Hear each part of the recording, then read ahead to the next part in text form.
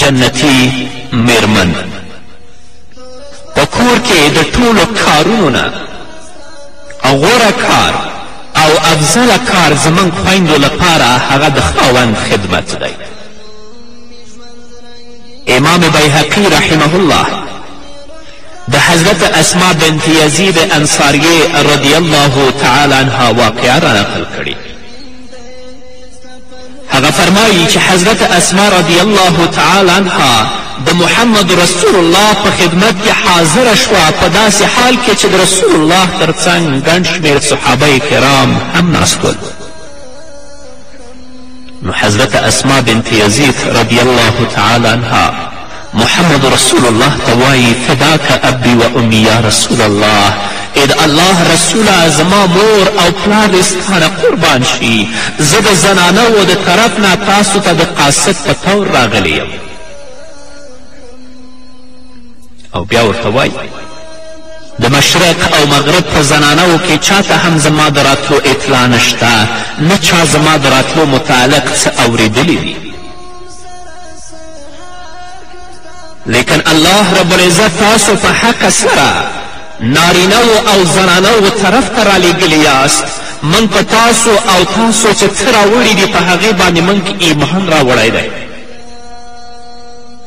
اوس خپله خبره ورته کوي چې موږ زنانه په کور کې دننه د نارینهو ضرورتونه پوره کوو، د حمل او اولاد بوج برداشت کوو او نارینه جمعې مانځه ته ځي، 5 وخته مونځ په جمع سره ادا کوي، د مریضانو عیادت کوي، جنازو کې ګډون کوي، حج ته حاضري کوي او د دې هر څه نه افضل عمل چې هغه جهاد دی هم سړي کوي او د دې په وجه زیات ثواب ګټي. دوی کله چې حج او عمرې او جهاد ته لاړ شي نو موږ د دوی د مالونو حفاظت کوو، د دوی جامې تیاروو او د دوی د بچو پرورش کوو. نو ای د الله رسوله موږ به دوی سره څنګه په ثواب کې شریک شو؟ یعنی څنګه به برابر شو؟ دوی خو زموږ نه په اعمالو کې زیات دي. کله چې اسما بنت یزید رضی الله تعالی عنها دا خبره محمد رسول الله صلی الله علیه وسلم ته کوي، نبی کریم صلی الله علیه وسلم خپلو صحابهو ته مخ اړوي او ورته وایي تاسو د دې زنانه سوال واورېده، د دین په باره کې څنګه ښه سوال وکړه؟ صحابه کرامو وفرمایل یا رسول الله زموږ دا سوچ کې هم نه راتله چې د یوې زنانه به هم د دین په باره کې دومره معلومات وي.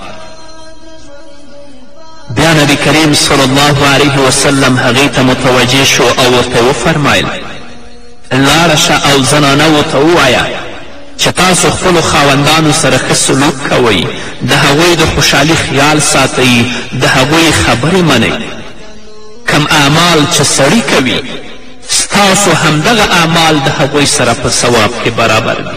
کله چې اسما بنت یزید رضی الله تعالی عنها دا خبره اوري نو د تکبیر او تهلیل ویلو سره خوشحاله او واپس کیږي او د محمد رسول الله دا پیغام نورو ښځو ته رسوي.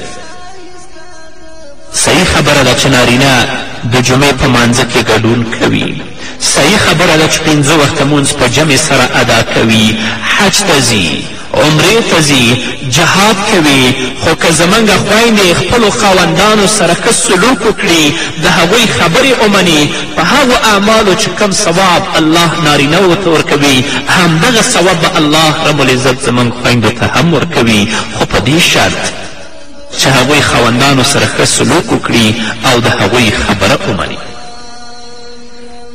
جنتی میرمن په کور کې د ټولو کارونو نه غوره کار او افضله کار زموږ خویندو لپاره هغه د خاوند خدمت دی. امام بیهقی رحمه الله د حضرت اسما بنت یزید انصاریه رضی الله تعالی عنها واقعه را نقل کړي. هغه فرمایي چې حضرت اسما رضی الله تعالی عنها د محمد رسول الله په خدمت کې حاضره شوه په داسې حال کې چې د رسول الله تر څنګ ګڼ شمېر صحابه کرام هم ناست ول.